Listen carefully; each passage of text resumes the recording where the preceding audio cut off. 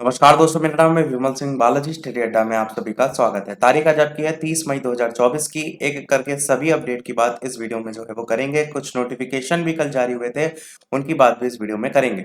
सबसे पहले अपडेट, शिक्षक भर्ती परीक्षा पर हाईकोर्ट की रोक, तीसरा चरण। अतिथि शिक्षकों की याचिका पर यह आदेश दिया गया है। पटना से न्यूज है जिसमें बताया गया है कि पटना हाईकोर्ट ने राज्य सरकार की 1 महीने में अनुबंध शिक्षकों की तरह अतिथि शिक्षकों को तरजीह देने के बारे में अंतिम निर्णय लेने का आदेश दिया है। कोर्ट ने अतिथि शिक्षक जो है उनको रोजगार के प्रत्येक वर्ष के लिए 5 अंक और अधिकतम 25 अंक देने पर सरकार को जल्द निर्णय लेने को कहा है।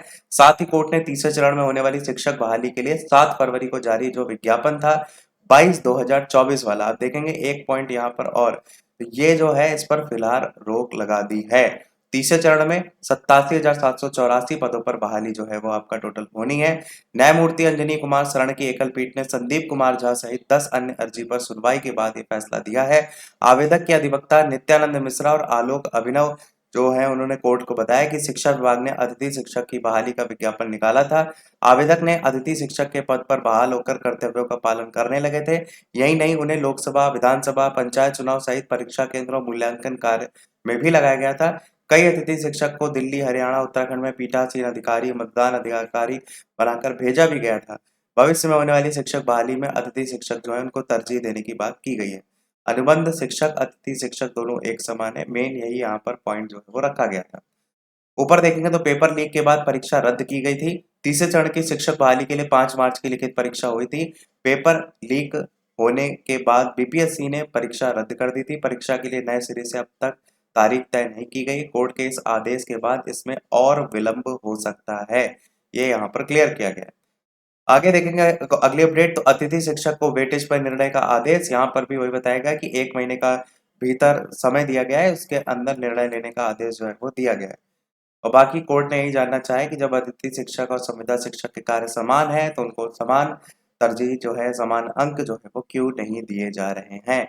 अब एक और आप देखेंगे कोर्ट का आदेश जो कि आपका और देखने को मिला था ओएमआर सीट को जांच को लेकर के। तो ओएमआर सीट की फिर जांच करे कोर्ट। शिक्षक भर्ती पटना से न्यूज है, इसमें पटना हाईकोर्ट ने कक्षा 6 से 8वीं तक के शिक्षक के पद पर आवेदक की ओएमआर सीट की दोबारा जांच करने का आदेश दिया है। न्यायमूर्ति अंजनी कुमार शरण की एकल पीठ ने सबनम कुमारी समेत 4 आवेदक थे, इनकी ओर से दायर जो याचिका थी उस पर सुनवाई के बाद बुधवार को फैसला सुनाया था। कोर्ट ने फैसले में ये कहा कि अभिलेखों पर उपलब्ध कागजात के अवलोकन से ये पता चलता है कि 9वीं से 10वीं तक के अभ्यर्थियों की ओएमआर सीट की दोबारा जांच की गई, जबकि कक्षा 6 से 8वीं तक की याचिकाकर्ताओं को इससे वंचित कर दिया गया था। कोर्ट ने बिहार लोक सेवा आयोग को विज्ञापन संख्या 27/2023 की बात की गई है। यानी ये जो विज्ञापन संख्या है ये फेज 2 की है, टीआरई 2 की है। इसके तहत 6ठी से 8वीं तक के लिए उन आवेदक की ओएमआर सीट की 2 सप्ताह के भीतर दोबारा जांच करने का आदेश दिया है जिन्होंने इसके लिए हाईकोर्ट में अर्जी दायर की थी। इसके पहले आवेदक के वकील शशि भूषण सिंह का कहना था कि बीपीएससी ने अंतिम समय में ओएमआर सीट की उत्तर पुस्तिका का क्रम बदल दिया था। इसके कारण अभ्यर्थियों की ओर से राजनीति विज्ञान, भूगोल, अर्थशास्त्र विषय में दिए गए जो उत्तर हैं उनको इतिहास का उत्तर मानकर मूल्यांकन किया गया है।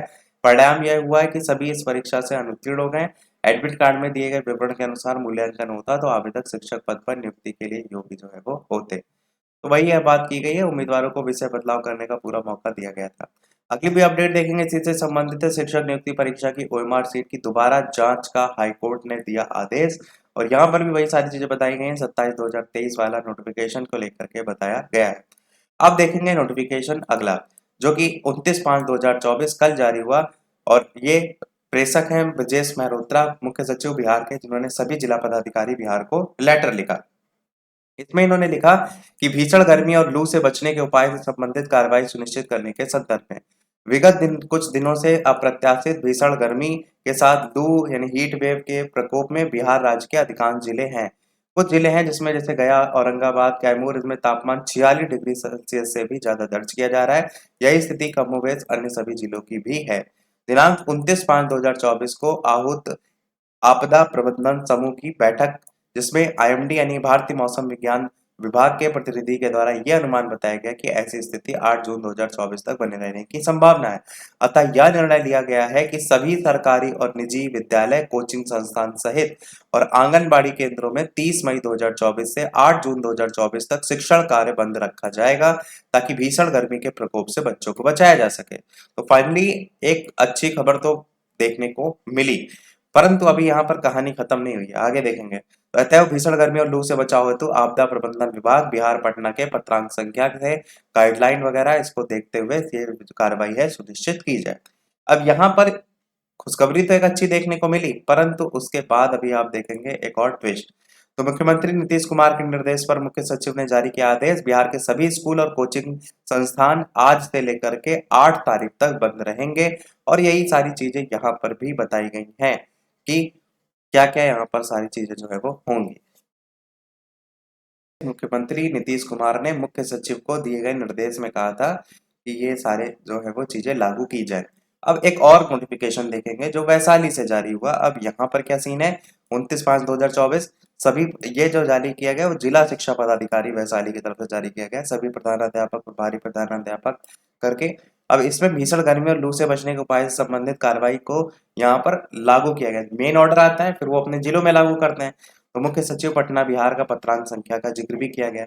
परंतु यहाँ पर क्या कहा गया कि अपर मुख्य सचिव जो है शिक्षा विभाग बिहार पटना के द्वारा संध्याकालीन वीडियो कॉन्फ्रेंसिंग में एक निर्देश दिया गया कि अप्रत्याशित भीषण गर्मी के साथ लू के प्रकोप को देखते हुए जिले के सभी सरकारी और निजी विद्यालय कोचिंग संस्थान सब बंद रहेंगे 30/5/2024 से 8/6/2024 तक, और शिक्षण कार्य पूर्णतः बंद रहेगा। परंतु सभी प्रधानाध्यापक और शिक्षक और शिक्षिका और पूर्व की भांति आपके निर्धारित समय अनुसार विद्यालय में उपस्थित होकर के गैर शैक्षणिक कार्यों का निष्पादन करेंगे। मतलब जो विद्यालय बंद किया गया है ना, वो केवल बच्चों के लिए किया गया है। टीचर जो है वो एकदम रोबोट है, उनको आना है, वो यहाँ पर फैसला पलट दिया गया है अपर मुख्य सचिव जो है उनके तरफ से।